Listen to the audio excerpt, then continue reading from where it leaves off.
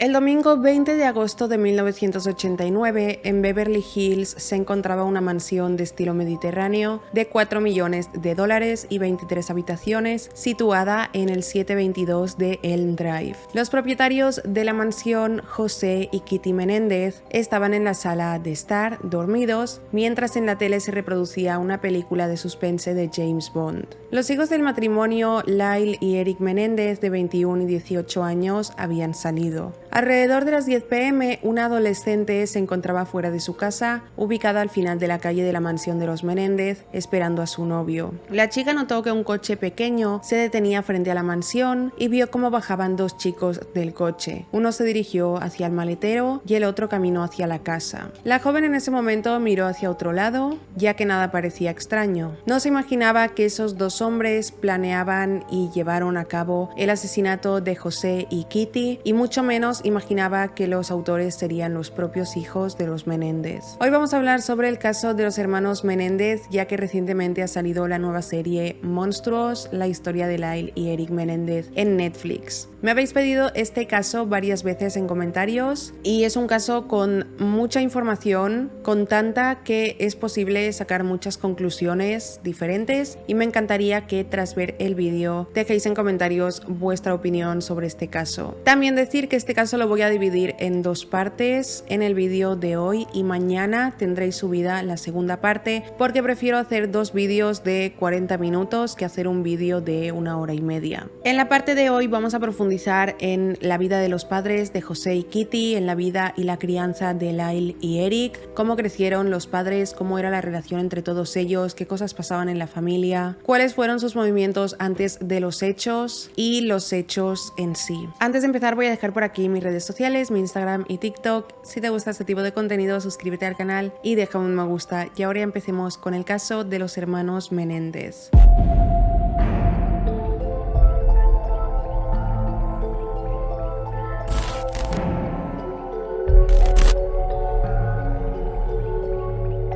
José Enrique Menéndez nació el 6 de mayo del año 1944 en La Habana, Cuba, en una familia de clase alta. Era hijo de José, que también se llamaba así su padre, que era futbolista profesional, que poseía una firma de contabilidad, y su madre María era una nadadora estrella que había ganado 5 medallas de oro, convirtiéndose en la primera mujer del país en ser incluida en el Salón de la Fama de Cuba. Tenía dos hermanas mayores, Marta y Teresita, a quien llamaban Terry, y de acuerdo a sus hermanas, estas dijeron que José era el hijo favorito de su madre. Se dice que fue malcriado por ella y se ganó la reputación de ser un chico mimado, un mocoso y un alborotador. Una vecina de la familia dijo lo siguiente sobre él: era el único niño y su madre lo adoraba y enfatizaba su machismo y su imagen masculina, tanto que se convirtió en un poco abusador. Se convirtió en una especie de monstruo para los padres, era difícil controlarlo. Se dice que no le disciplinaban y todo lo que hiciera estaba bien, y era bastante incontrolable. No quería seguir las reglas,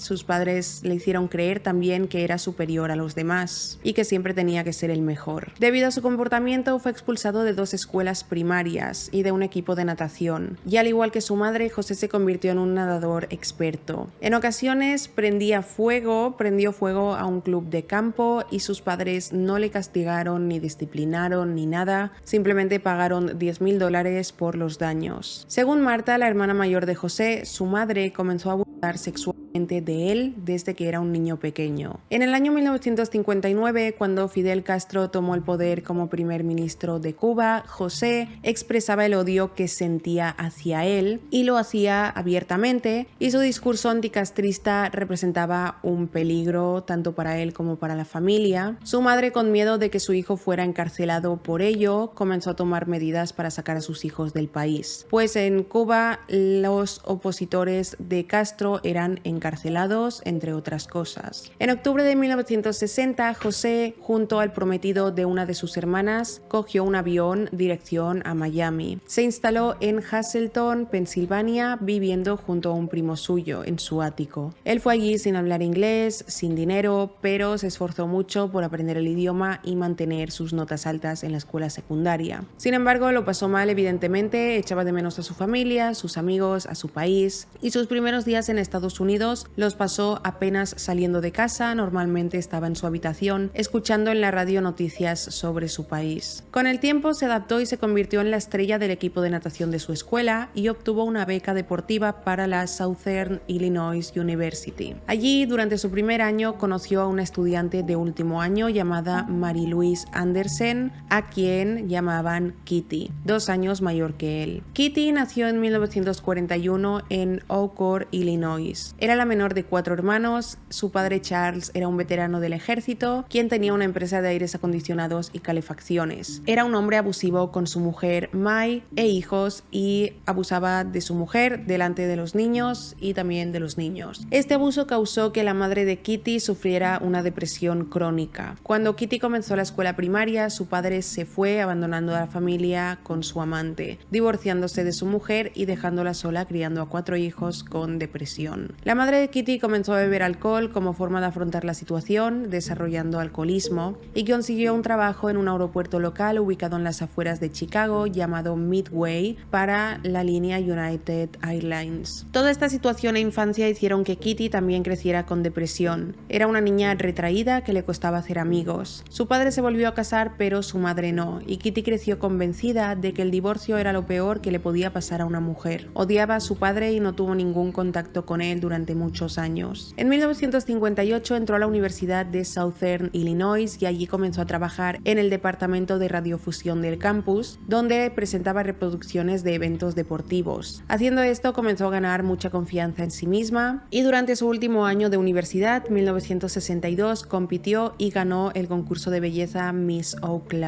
Soñaba con, después de graduarse de la universidad, seguir una carrera en producción y dirección de programas comerciales de radio y televisión. En primavera de 1963 fue cuando Kitty y José comenzaron una relación y enseguida se volvieron inseparables. Kitty para José era atractiva, no solo físicamente, y José le contó a Kitty su plan de triunfar en el mundo de los negocios. Cuando la gente los veía en el campus de la universidad, se detenían y los miraban porque eran principios de los 60, vivían en un pueblo pequeño y conservador y la gente de diferentes orígenes étnicos no se mezclaba entre sí. Pero a José y Kitty no les importaban sus diferentes orígenes ni llevarse 3 años de diferencia, querían estar juntos y estaban decididos a pasar el resto de sus vidas juntos. Sin embargo, su relación causó problemas, ambas familias estaban en contra. Los padres de Kitty se quedaron impactados de que su hija eligiera a un joven cubano como futuro marido y la familia de José pensaban que Kitty estaba por debajo de su nivel social y que sus padres estaban divorciados. Además, creían que José con 19 años era demasiado joven para casarse. A pesar de que las familias se oponían, ellos se casaron en secreto en 1963 y tras la boda se mudaron a Nueva York, donde los padres de José vivían allí también, ya que huyeron de Cuba en 1961. José renunció a su beca en la Universidad de Southern Illinois y se trasladó al Queens College, una universidad de Nueva York.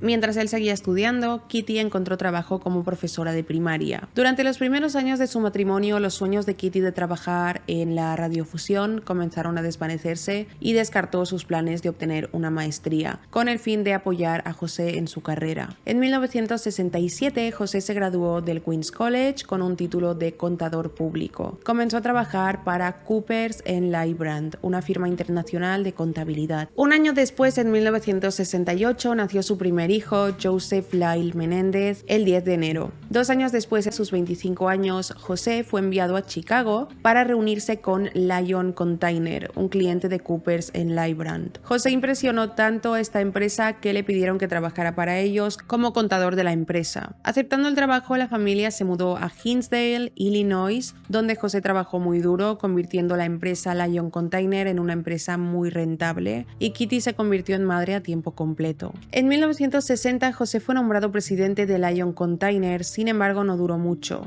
Tuvo una pelea por la dirección de la empresa con el presidente del consejo de administración. Un año después comenzó a trabajar en Hertz como ejecutivo de la división de alquiler de coches y se mudaron de Illinois a Nueva Jersey, donde el 27 de noviembre de 1971 nació su segundo hijo, Eric Menéndez. José con el tiempo se convirtió en director financiero de Hertz y en 1979, con 35 años, se convirtió en el director general mundial de Hertz. Sin embargo, allí se ganó la reputación de maltratar a sus subordinados y en 1980 su carrera en Hertz terminó cuando cuando otro hombre fue contratado y nombrado presidente. José entonces fue reasignado a la división de entretenimiento de RCA Records, empresa propietaria de Hertz, que es una discográfica. Un año después fue asignado a la división de discos de RCA Records y la ética de trabajo de José era cuestionable. Por ejemplo, enviaba grandes cantidades de álbumes de la empresa a tiendas de discos para que las ventas parecieran mucho mayores de lo que en realidad eran. José trabajó con contratos discográficos para artistas como Eurythmics, Duran Duran, José Feliciano y la banda Menudo. En 1985, con 41 años, ascendió hasta convertirse en el vicepresidente ejecutivo y director de operaciones mundiales de RCA Records. Sin embargo, en 1986, RCA Records se vio obligada a pagar $25 millones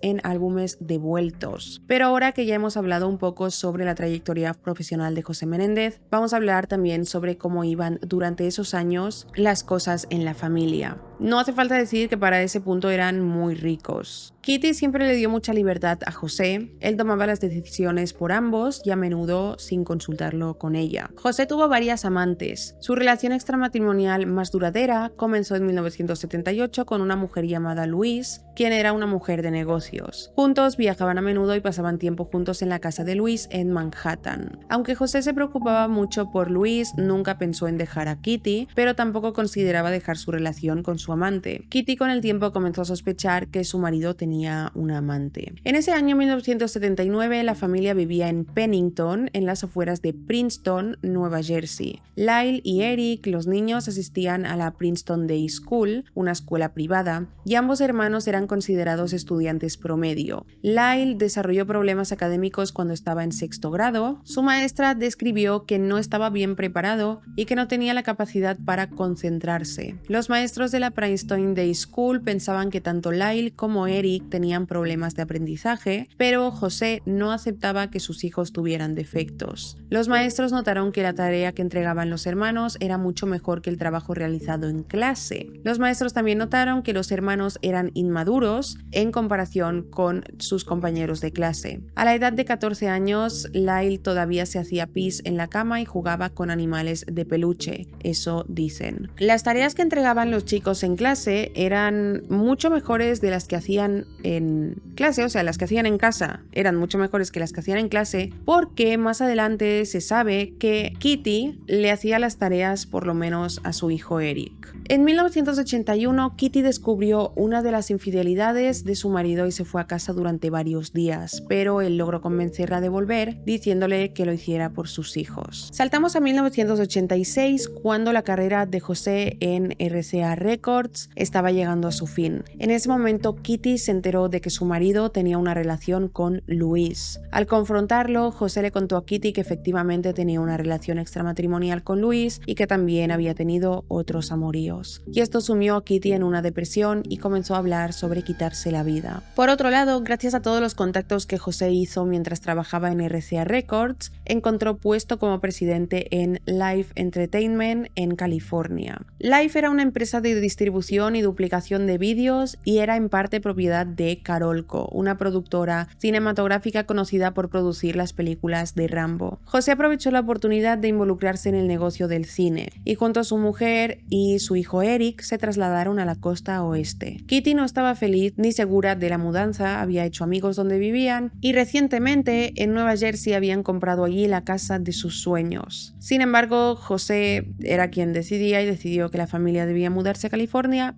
porque ahí iba a tener un buen trabajo. Lyle se quedó en la Universidad de Princeton, una de las universidades privadas más ricas del mundo. Kitty, José y Eric se mudaron a California. Se establecieron en Calabasas, un suburbio de clase media alta en la zona noroeste del Valle de San Fernando. Pero antes de continuar con los hechos que ocurrieron en California, hablemos sobre cómo fue la infancia y la crianza de Lyle y Eric Menéndez. José crió a sus hijos de una manera para que en el futuro continuaran con su legado. Como él había luchado tanto para llegar a la cima, comenzó a entrenar a sus hijos para que fueran ellos quienes llegaran a esa cima que él tenía como objetivo. Cuando Lyle y Eric eran pequeños, su padre les ponía reglas para absolutamente todo. Qué podían comer, con quién podían pasar el tiempo, qué podían leer, qué debían leer, en qué debían pensar. Absolutamente todo, cada día, cada hora estaba monitorizado por el padre. José le exigía muchísimo a sus hijos, era muy exigente, pero quien se llevó la peor parte fue Lyle, el hijo mayor, quien recibía más exigencias por parte de su padre. Lyle y Eric de pequeños comenzaron ambos a tartamudear, a tener dolores de estómago y a rechinar los dientes. Ambos desarrollaron un mal temperamento, Lyle más que Eric. A medida que crecían, los hermanos se unían cada vez más, buscando apoyo y compañía del uno al otro para enfrentarse a las exigencias y control de su padre. Eric adoraba a su hermano Lyle, solía decirle a sus amigos lo mucho que lo admiraba. Sin embargo, sus amigos no lo entendían, veían a Lyle como un chico que tenía serios problemas. Pero Eric veía a Lyle como una figura, como un ejemplo, porque realmente no podía contar tanto con su padre, quien era muy exigente, y si le contaba cualquier cosa, su padre no le entendía. Porque para José y Kitty, sus hijos eran perfectos y no les permitían tener ningún tipo de defecto. Lyle y Eric eran súper cercanos, pero sus personalidades eran bastante diferentes. Lyle fue descrito como distante e ingenioso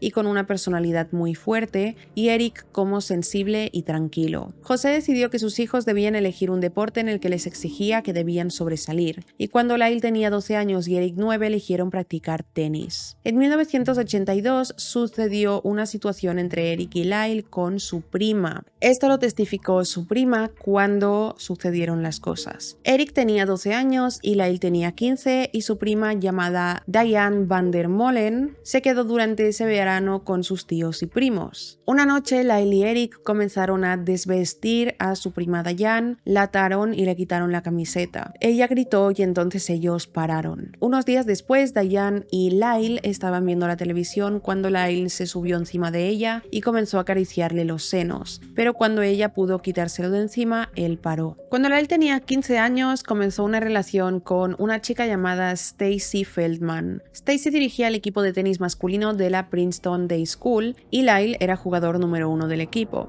Su primera cita fue para ver Los Cazadores del Arca Perdida. A Lyle le encantaba ir al cine, era un cinéfilo, y se decía que él creció pensando que lo que veía en las pantallas del cine, las películas, eran hechos reales y que no distinguía entre la realidad y la ficción. Stacy y Lyle se enamoraron profundamente, caminaban de la mano por la Princeton, lo cual estaba en contra de las reglas, pero los maestros lo dejaron pasar porque sentían que eran un chico y una chica que se necesitaban el uno al otro. Lyle y Stacy hablaron sobre casarse y tener hijos, y él le regalaba joyas y muchas cosas más. Sin embargo, Stacy terminó la relación cuando se fue de la universidad, al darse cuenta de que quería experimentar más en la vida y que era demasiado joven para casarse. Lyle se sintió devastado y trató de recuperar a Stacy, prometiéndole comprarle un abrigo de piel, pero Stacy no quiso volver con él. José soñaba con que Lyle asistiera a una universidad de la Ivy League, que estas universidades son Harvard, Yale, la Universidad de Princeton, pero Lyle, que no era un buen estudiante, le dijo a sus amigos que quería saltarse la universidad y abrir un restaurante con el apoyo financiero de su padre. Pero José no aceptaría que su hijo no fuera educado en la Ivy League. Cuando Lyle solicitó por primera vez ingresar en Princeton en 1986, fue rechazado. Se inscribió en un colegio comunitario local y presentó otra solicitud a Princeton para el año escolar 1987. Mientras, conoció a una chica con la que empezó a salir,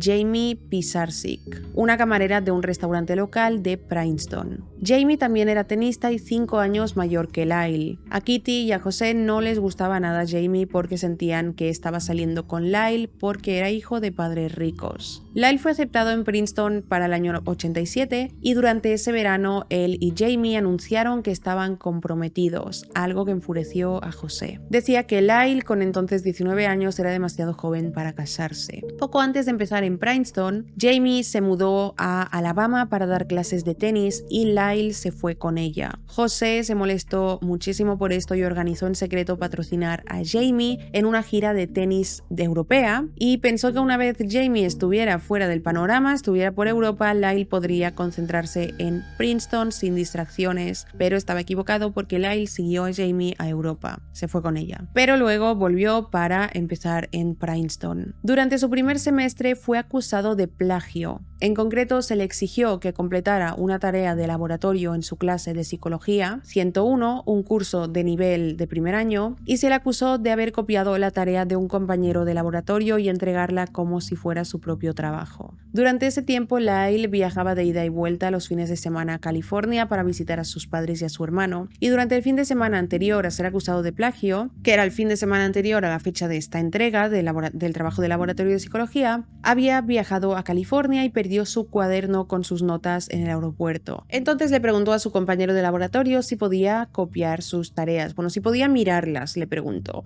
Entonces este le dijo que sí, y la tarea que entregó Lyle se parecía tanto a la de su compañero de laboratorio que el instructor decidió alertar a las autoridades del campus. José se enteró de la acusación de plagio por su hermana Teresita, en quien Lyle había confiado y se lo había contado. Al principio José no pensó que habría consecuencias graves para su hijo, le envió una declaración para que la leyera sobre ética ante el comité disciplinario, y Lyle, como de costumbre cuando estaba en problemas, trató de cubrirse con su padre, que su padre solucionara las cosas por él. Tanto José como Lyle subestimaron el problema en el que se encontraba Lyle, y después de una audiencia de 4 horas, el comité disciplinario deliberó durante 1 hora y declaró a Lyle culpable de plagio y lo suspendieron durante 1 año. Después de conocer este resultado, José voló inmediatamente a Princeton para reunirse con el presidente, y en la reunión José argumentó que el castigo era excesivamente severo y no se ajustaba al delito. José argumentó que se trataba solo de una tarea y no de una gran parte de la nota de Lyle en la clase, pero el presidente continuó con su veredicto e informó a Lyle y a su padre de que podría regresar a Princeton en 1988. Lyle se sintió humillado y quería trasladarse a la UCLA, la Universidad de Pensilvania, pero José no quería ni hablar de ello, no quería ni oírle hablar de cambiar de universidad, tenía que ir a Princeton. Durante ese año que Lyle no fue a la universidad, José se aseguró de que se mantuviera ocupado, y un poco preocupado de estar dándole demasiado a sus hijos y estar creando a niños ricos malcriados, José puso a Lyle a trabajar en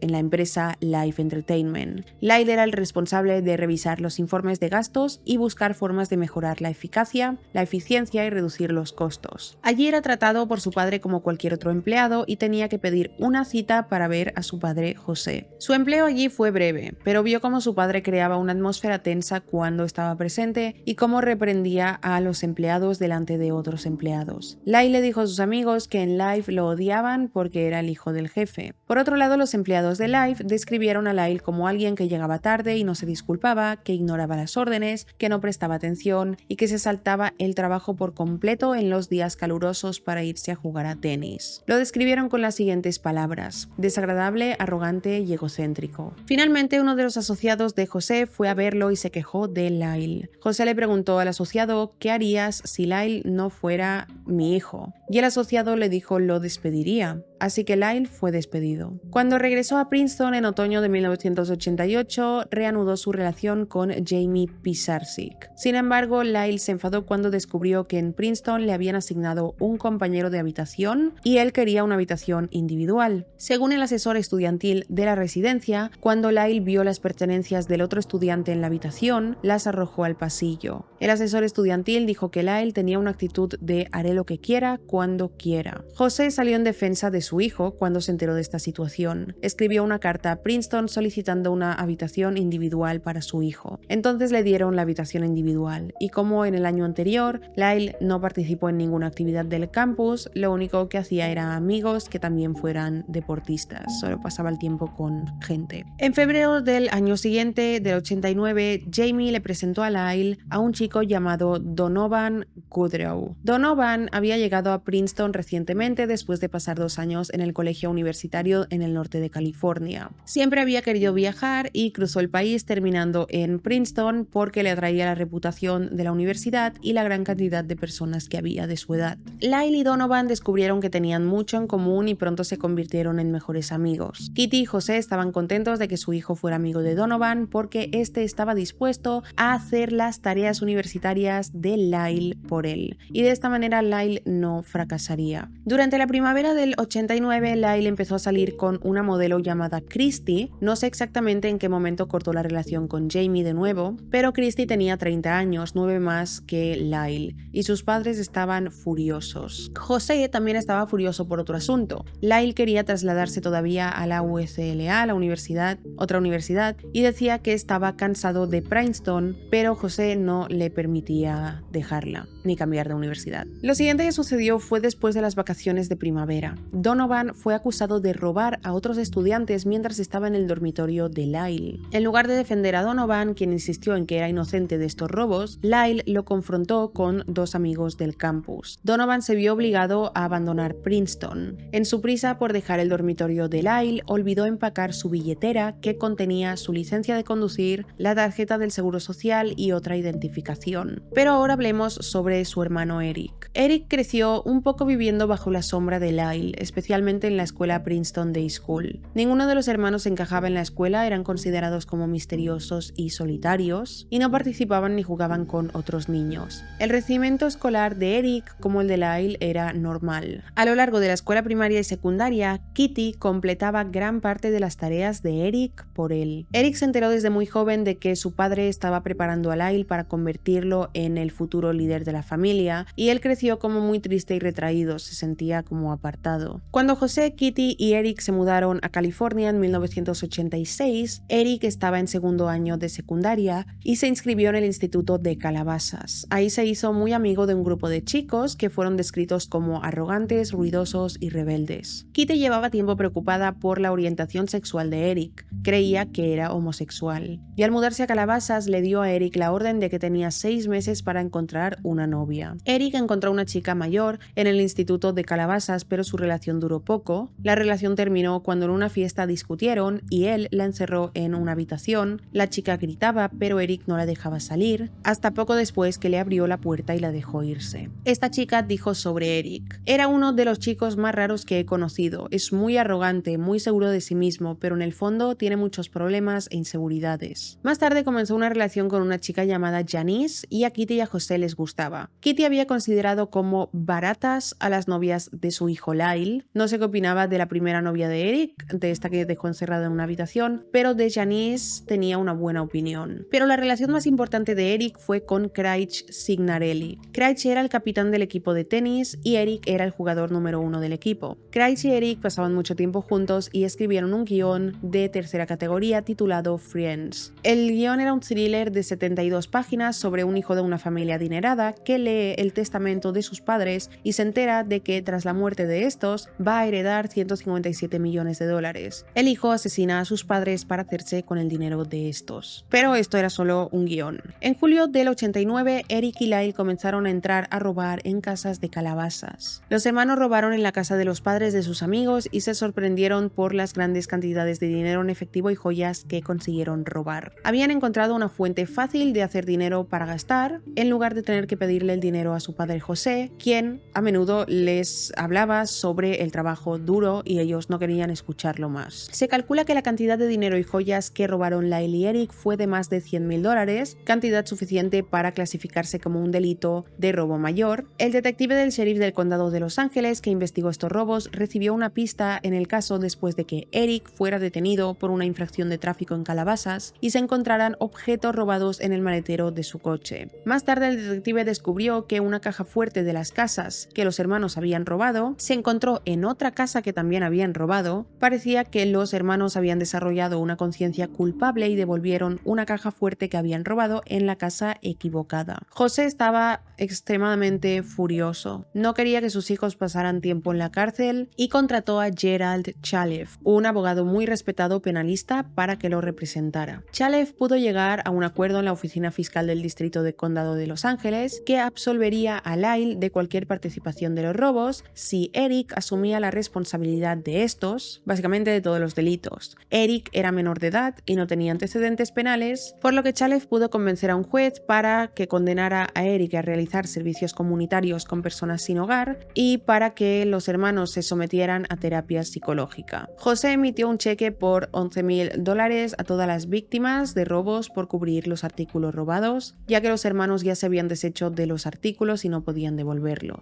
Los robos fueron el tema de conversación en Calabasas principal. Parecía que los vecinos de la familia Menéndez se sentían incómodos al saber que Lyle y Eric estaban libres y no sentían el más mínimo remordimiento. José culpó a los amigos de Eric en lugar de a Eric por los robos, tal como había culpado a Princeton, la universidad, por el plagio de Lyle, en lugar de culpar a Lyle por plagiar. José empezó a quejarse de vivir en Calabasas. Le dijo a la gente de Life Entertainment que la familia estaba recibiendo llamadas telefónicas acosadoras y que le habían pinchado las llantas. Pero se cree que es posible que José quisiera salvar la apariencia y la reputación de la familia y puso estas excusas para irse de allí donde sentía que eran señalados y su reputación estaba dañada. Le dijo a sus asociados que sentía que él y su familia estarían más seguros viviendo en Beverly Hills. Estos no fueron los únicos robos que la policía pudo atribuir a los hermanos Menéndez. En abril del 88 se produjeron 2 robos en la oficina de Nueva Jersey del Sierra Club y en la oficina de Princeton Friends of Open Spaces. En estos robos se robó equipo de oficina por un valor de $1,100. Las oficinas estaban ubicadas en la misma propiedad que la familia Menéndez poseía justo antes de mudarse a California y la casa en la que Lyle había vivido antes de entrar en Princeton. José y Kitty habían vendido la casa en noviembre del 87. La policía se quedó con pocas pistas sobre quién cometió esos robos. En ambos robos, el ladrón había entrado a la casa a través de un baño del segundo piso. La policía finalmente pudo relacionar a Lyle con los robos después de que un informante confidencial de la policía se presentara. El informante le dijo a la policía que un día durante el verano del 88 había estado yendo a la playa en bicicleta con los hermanos Menéndez cuando Lyle escuchó una cinta de cassette. La cinta era una grabación de voces que hablaban y también había ruido de fondo, y Lyle se jactó ante el informante de la policía, que era este chico que fue con ellos en bicicleta a la playa, de que estaba escuchando una grabación de un robo que él cometió en su antigua casa en Princeton. Lyle nunca fue acusado por estos robos. Para cuando la policía los relacionó con él, ya estaba en la cárcel por cargos más graves. Y pasamos al verano de 1989. En reconocimiento de la importancia de José para Life, la empresa invirtió en una póliza de seguro de vida de persona clave que garantizaba que si José moría, la empresa podría seguir operando sin preocuparse por la posibilidad de hundirse. La póliza estaba valorada en $15 millones.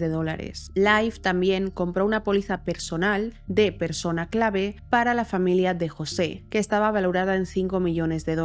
José debía nombrar a un beneficiario tan pronto como se sometiera a un examen físico de rutina. Se esperaba que José nombrara a Kitty como beneficiaria. Cuando llegó el verano del 89, Lyle se enfrentó a varios problemas importantes. Su novia de ese momento, Christy, le dijo que estaba embarazada. José se enteró e inmediatamente fue a verla. Según Lyle, José intimidó a la chica para que abortara. Kitty le dijo más tarde a una de sus amigas que José le había pagado a Christy $100,000 con la condición de que abortara. Después de pagarle ese dinero a la chica, los padres le exigieron a Lyle que la dejara para siempre. Por otro lado, el informe de calificaciones del semestre de primavera de Lyle en Princeton fue terrible. Sus notas fueron pésimas y Lyle estaba en libertad condicional académica. Pero la libertad condicional académica no era el único problema que tenía Lyle en Princeton. Poco después de que regresara a casa, José y Kitty recibieron una notificación por correo de que Princeton había puesto a Lyle en libertad condicional disciplinaria después de que algunas mesas de billar de su residencia se dañaran durante una fiesta que había organizado. Lyle intentó echarle la culpa a sus amigos. Por otro lado, le habían suspendido el permiso de conducir de Nueva Jersey y también había provocado la suspensión de los privilegios de la familia en su club de campo en Princeton, ya que él y Donovan dieron un paseo nocturno en carrito de golf por el césped del club que causó una cantidad de daños. José hizo una restitución completa al club de campo. José y Kitty estaban desesperados. No entendían por qué sus hijos actuaban así. Los chicos actuaban como si no hubiera consecuencias en sus actos y como niños muy rebeldes. Desesperados, Kitty y José pensaron que de la manera que le harían a sus hijos cambiar sería amenazándolos con quitarlos de sus testamentos. El primer testamento de José se había escrito en 1980, antes de que se hubiera acumulado su fortuna. En él se establecía que si José y Kitty morían en un desastre común, Lyle y Eric recibirían todo su patrimonio. matrimonio.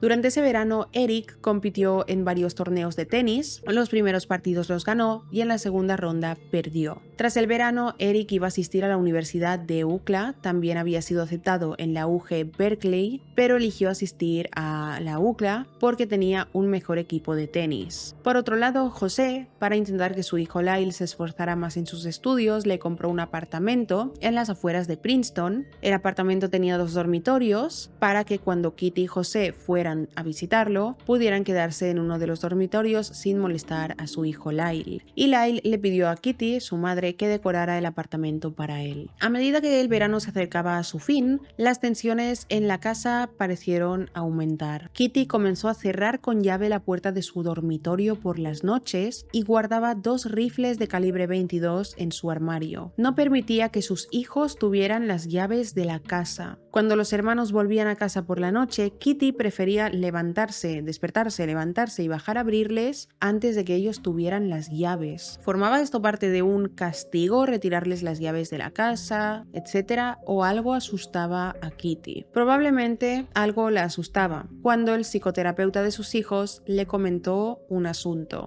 Kitty iba al psiquiatra, bebía mucho alcohol, estaba deprimida, los problemas con sus hijos, las infidelidades de su marido, cambiar de casa cada 2x3 de lugar, y este psiquiatra le recomendó al psicoterapeuta Jerome Ociel. Cuando Eric y Lyle recibieron la orden de someterse a terapia psicológica por los robos de calabazas tiempo antes. Poco después de que Eric comenzara el tratamiento con Ociel, le dio permiso a Ociel para hablar sobre el contenido de sus sesiones con sus padres. El 19 de julio de 1989, Kitty fue a ver a Ociel y este le dijo que temía que sus hijos fueran sociópatas. Un mes después, el 19 de agosto de 1989, la familia Menéndez alquiló un barco en Marina del Rey y fueron a pescar tiburones. Según la tripulación del barco, no parecían una familia. José se quedó en la parte trasera del barco y pescó, mientras que Kitty bajó y se quedó en la cabina del barco porque estaba mareada, y los hermanos se quedaron solos en la proa del barco. Al día siguiente sucedieron los hechos de este caso. 20 de agosto de 1989, a las 11:47 horas de la noche, se recibió una llamada al 911 en el departamento de policía de Beverly Hills.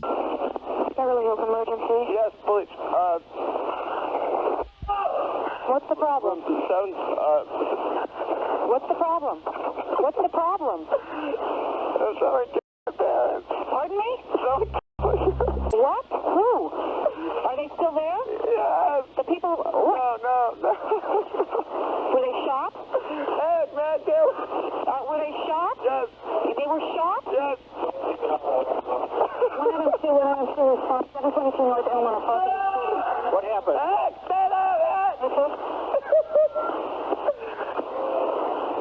have a hysterical person on. We're trying to get screened further. Other units responding. Is the person still there? What happened? We have units around. What happened? Who shot who? I don't hear anything. I just came home.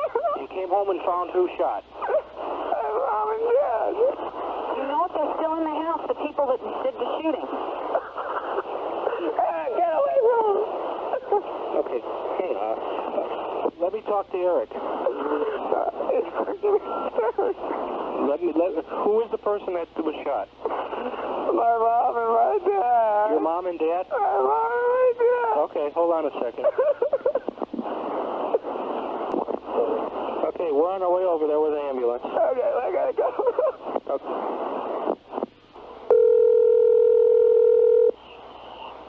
Oh. Hello, this is police department. Yes.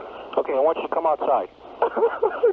Okay, just come out the front door and my brother. En esta llamada, Lyle informa que han disparado a sus padres José y Kitty. La llamada duró 2 minutos y medio. Michael Butkus, un agente de policía de Beverly Hills, y su compañero John Zarnocki caminaban por el exterior de la mansión de los Menéndez cuando escucharon gritos y vieron cómo Lyle y Eric salían corriendo por la puerta principal, uno al lado del otro, casi al mismo paso. Los hermanos corrieron hacia los agentes y cayeron de rodillas sobre el césped entre la acera y la calle y gritaron: "Oh Dios mío, no puedo creerlo. Los agentes trataron de sacarles información, pero Eric se volvió irracional y empezó a correr de un lado al otro y trató de estrellar su cabeza contra un árbol. Lyle estaba tratando de contener y calmar a su hermano. Poco después, los agentes descubrieron los cuerpos de José y Kitty. El detective Les Zoeller recibió una llamada del jefe del departamento de policía de Beverly Hills informándole de que lo habían asignado para dirigir la investigación de los asesinatos de los Menéndez. Zoeller llegó a la mansión de Elm Drive. Lo primero que notó es que no habían robado nada. La sala donde se habían cometido los asesinatos estaba desordenada, pero no parecía el desorden de un robo, y tampoco había entrada forzada, por lo que concluyó que los asesinos conocían a las víctimas. Lyle y Eric fueron llevados al departamento de policía para ser interrogados, y la policía no los consideró sospechosos y querían ver si los hermanos sabían algo sobre el crimen. El sargento Thomas Edmonds, supervisor de detective de la policía, interrogó a los hermanos. Durante el interrogatorio, Eric estaba angustiado y comenzó a sollozar y no podía quedarse quieto, y Lyle estaba bajo control y respondió a las preguntas. Después de 20 minutos el interrogatorio cesó porque Eric se derrumbó sin control. Los hermanos proporcionaron a la policía una cronología de cómo transcurrió el día 20 de agosto de 1989 durante todo el día antes de los asesinatos. Describieron que por la mañana habían jugado a tenis en la cancha de tenis de detrás de la casa, luego vieron un partido de tenis en la televisión y pasaron la tarde de compras en el Beverly Center, un centro comercial local. Alrededor de las 5 p.m. hicieron planes para reunirse con un amigo en Taste of LA, un festival de comida local de Santa Mónica. Salieron de casa alrededor de las 8 p.m. para ir a Westwood Village para ver Licencia para Matar, una nueva película de James Bond. Pero las filas eran demasiado largas, por lo que se fueron al centro comercial Century City para ver Batman. Después de Batman, los hermanos condujeron hasta Santa Mónica, pero se perdieron en el camino y no encontraron a su amigo. Desde un teléfono público lo llamaron, su amigo era Perry Berman, y Berman y los hermanos hicieron planes para encontrarse en Cheesecake Factory en Beverly Hills. Después de llamar a Berman, los hermanos condujeron a casa para obtener una identificación falsa que tenía Eric para con ella poder comprar bebidas alcohólicas. Los hermanos dijeron a la policía que cuando regresaron a casa notaron humo en el interior, especialmente en la sala familiar donde se habían producido los asesinatos. Esto le pareció extraño a Zoeller porque los primeros 2 agentes que entraron en la casa no habían visto humo. Lyle dijo que su madre tenía la costumbre de cerrar las puertas con llave últimamente, y también dijo que había estado muy nerviosa y con tendencias suicidas los últimos años. Le preguntaron a Lyle lo siguiente: ¿quién odia lo suficiente a tus padres como para querer matarlos? Y él respondió: tal vez la mafia. Como los hermanos no eran sospechosos de haber asesinado a sus padres, la policía no realizó pruebas de residuos de pólvora. Estas pruebas pueden determinar si una persona ha disparado un arma recientemente. 3 días después de que José y Kitty Menéndez fueran asesinados, el doctor llamado Irwin Golden de la Oficina de Forense del Condado de Los Ángeles realizó la primera autopsia, que fue la de José. Le habían disparado con una escopeta en la cabeza. La herida era descrita como lo suficientemente grande como para que un adulto pudiera meter el puño. También tenía una deformidad en la cara causada por múltiples fracturas de los huesos faciales y maxilares. También se encontró hollín en la herida, lo que indica que cuando se disparó el tiro fatal, el arma había sido literalmente colocada detrás de la cabeza de José, en la parte posterior. O sea que le dispararon desde detrás. Hubo 2 disparos más en el brazo derecho, uno debajo del hombro y el otro en el antebrazo derecho, y un disparo en el codo izquierdo. Y la trayectoria del disparo fue de atrás hacia adelante, lo que indica que este disparo podría haber sido uno de los primeros disparos contra José cuando el asesino caminó de frente hacia él en el sofá. También recibió un disparo en la rodilla izquierda, pero no se podía determinar el orden de los disparos, pero probablemente creen que el de la cabeza fue el último y el mortal. La autopsia de Kitty, por otro lado, reveló que le habían disparado en la mejilla izquierda y varios disparos más que le habían lacerado el cerebro. Se encontraron perdigones en las heridas de Kitty, lo que confirmó las sospechas del investigador de que los asesinos de Kitty habían recargado sus armas, pero ninguna herida de José contenía perdigones. Kitty tenía 3 heridas en la cara. También tenía un dedo casi cortado, lo que significaría que puso su mano en la cara. Sin embargo, la herida del dedo de Kitty estaba en el lado de la palma de la mano, no en el dorso. La mayoría de las heridas de la mano de cuando alguien es disparado y pone la palma en su cara para para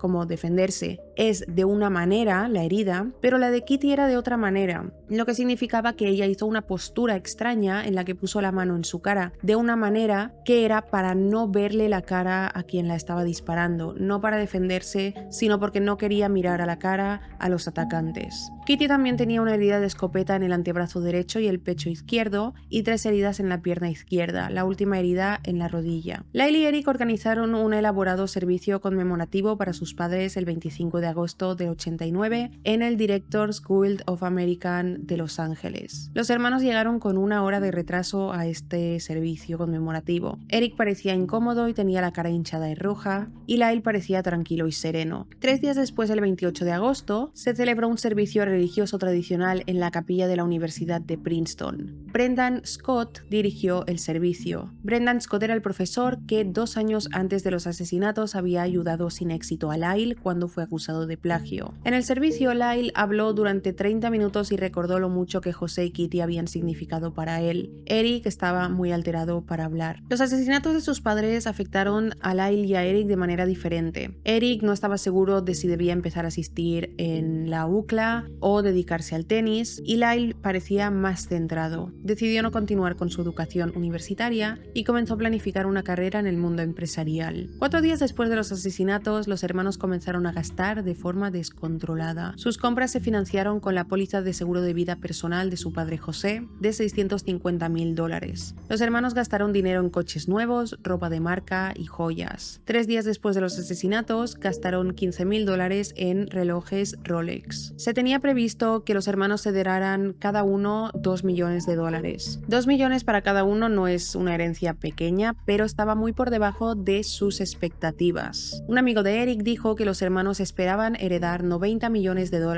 Estaban convencidos de que José había escondido $75 millones en una cuenta secreta en un banco suizo. Aproximadamente una semana después de los asesinatos, Lyle y Eric se reunieron con ejecutivos de Life Entertainment, donde trabajaba su padre, para hablar sobre los activos que podrían recibir de la compañía. Los hermanos se sorprendieron al enterarse de que la póliza de seguro de vida de $5 millones que Life había comprado para José no era válida porque José no se había sometido al examen físico requerido por la compañía de seguros. Los hermanos decidieron que no podían quedarse en la mansión de Beverly Hills, donde habían asesinado a sus padres, y les dijeron a sus amigos que se mudaron de hotel en hotel porque temían que los mismos mafiosos que asesinaron a sus padres los persiguieran también a ellos. Inmediatamente después de los asesinatos, Life pagó una factura de $8,800 en el Hotel Bel Air que los hermanos habían generado. $2,000 de la factura fueron por el servicio de habitaciones para una estadía de 5 días. Life también pagó los viajes en limusina y los guardaespaldas de los hermanos. Después de vivir en varios hoteles de lujo en Beverly Hills, los hermanos alquilaron apartamentos contiguos en Marina City Towers, en Marina del Rey. El apartamento de Lyle costaba $2,150 al mes y el de Eric $2,450. Ellos vieron un ático en una de las torres que les gustó por $990,000 y dieron un pago inicial, pero la financiación fracasó y no pudieron comprarlo. Lyle contrató guardaespaldas para que viajaran con él durante varias semanas después de los asesinatos, y los guardaespaldas se alarmaron cuando él saltó de la limusina antes de que se detuviera por completo para ir de compras y gastar dinero. En una ocasión, los guardaespaldas lo vieron comprar equipos de sonido por valor de $24,000, y el 4 de septiembre Lyle le dijo a los guardaespaldas que ya no necesitaba de sus servicios porque su tío se había puesto en contacto con alguien de la mafia y había concertado algún tipo de trato para que no atacaran a los hermanos. Los hermanos siguieron gastando y comprando cosas sin parar, y Lyle decidió que quería un coche nuevo. El Alfa Romero rojo que sus padres le habían comprado como regalo de graduación del instituto nunca le había gustado y lo reemplazó por un Porsche 911 Carrera gris metalizado, mucho más caro, que costaba $64,000. Eric, que tenía un Ford Escort, lo cambió por un Jeep Wrangler. En octubre del 89, Lyle había cargado más de $90,000 a la tarjeta American Express de su padre. Viajaba con frecuencia entre Nueva Jersey y California, mientras estaba tratando de establecer Menendez Investment Enterprises. Reunió a sus amigos de Princeton y los nombró directivos de Menendez Investment, alquiló una oficina por $3,000 al mes en un centro comercial de Princeton y lo amuebló con muebles caros. Esta empresa que trataba de crear, Menendez Investment, nunca despegó. Todos los miembros que contrató eran jóvenes, sin experiencia en negocios y extrañamente solo conocían a Lyle desde hacía unos meses. Ninguno de los miembros tenía habilidades comerciales y parecía como si Lyle jugara a dirigir una empresa. Se vestía y actuaba como tal, pero en realidad no hacía nada. El sueño de Lyle desde hacía mucho tiempo era tener un restaurante. Trató de comprar Teresa's Pizza, una pizzería de comida para llevar ubicada frente a la puerta principal de Princeton, pero durante la charla ofendió al copropietario y este no se la quiso vender. Decidió entonces comprar Chuck's Spring Street Café, una tienda de bocadillos de Princeton que se especializaba en alitas de pollo picantes, y Lyle pagó $550,000 por este local. Lo que al copropietario de Teresa's Pizza, el anterior, le pareció ridículo porque solo costaba $200,000. Mucha gente pensó que Lyle estaba sobrepasando sus posibilidades, pero sus tíos autorizaron la compra y solicitaron un préstamo con la herencia como garantía para financiar el trato. Los tíos de Lyle esperaban que el restaurante le diera algo de luz a la vida caótica que tenía el chico. Él inmediatamente se puso a trabajar en Chuck's, amplió el horario de entrega a domicilio de las 12 p.m., que era lo habitual, a la 1 a.m., y cambió el nombre del restaurante a Mr's Buffalo. Los comerciantes de Princeton pensaron que esto era una locura, ya que Chuck's tenía un nombre reconocido que se había construido durante los años. Después de comprar Chuck's, Lyle anunció que quería abrir un segundo negocio en un centro comercial cercano a Princeton. También estaba pensando en abrir locales cerca de UCLA y otro en New Brunswick, Nueva Jersey, cerca de la Universidad Rutgers. Finalmente decidió que quería abrir un nuevo Mr. Buffalos cada 2 meses. Pero todo esto estaba fracasando. Por otro lado, Eric fue víctima de una estafa cuando intentó patrocinar un concierto de rock en el Palladium de Los Ángeles. Eric le dio $40,000 a un socio como la mitad del pago necesario para el concierto, pero este socio desapareció junto con el dinero. Eric decidió entonces que no estaba hecho para el mundo de los negocios ni para la universidad y que probaría con una gira profesional de tenis. Contrató un entrenador de tenis privado por $60,000 al año. Eric y el entrenador comenzaron a viajar mucho, alejándose en hoteles caros y gastando todo lo que creía que necesitaba para mejorar en el tenis. Por otro lado, mientras ellos hacían esto, la investigación continuaba en su curso y el detective Soler y su compañero, el detective Tim Linhan, tuvieron la difícil tarea de intentar resolver los asesinatos. Se enfrentaron a muchos sospechosos y a una serie de teorías sobre quién podría haber cometido los crímenes. José tenía enemigos y los detectives entrevistaron a personas que lo conocían y cada persona tenía algo malo que contar sobre alguna situación que había tenido con alguien. Soler entrevistó a los amigos de José y Kitty de Calabasas, llamados Peter y Karen Weir. Le preguntó a Peter cuál era su primera impresión del caso y Peter respondió: "No tengo ninguna base para esto, pero me pregunto si los chicos lo hicieron". Soler se sorprendió con esta respuesta y le pidió a Peter que explicara un poco más, y él le dijo que Lyle y Eric siempre parecían ser demasiado buenos para ser verdad, que parecían ser demasiado respetuosos con los adultos y para él algo parecía no estar bien o no encajar. Soler y el resto de investigadores de Beverly Hills observaron cómo los hermanos estaban derrochando dinero. Kitty y José fueron asesinados el 20 de agosto y a finales de año Lyle y Eric habían gastado más de $1 millón,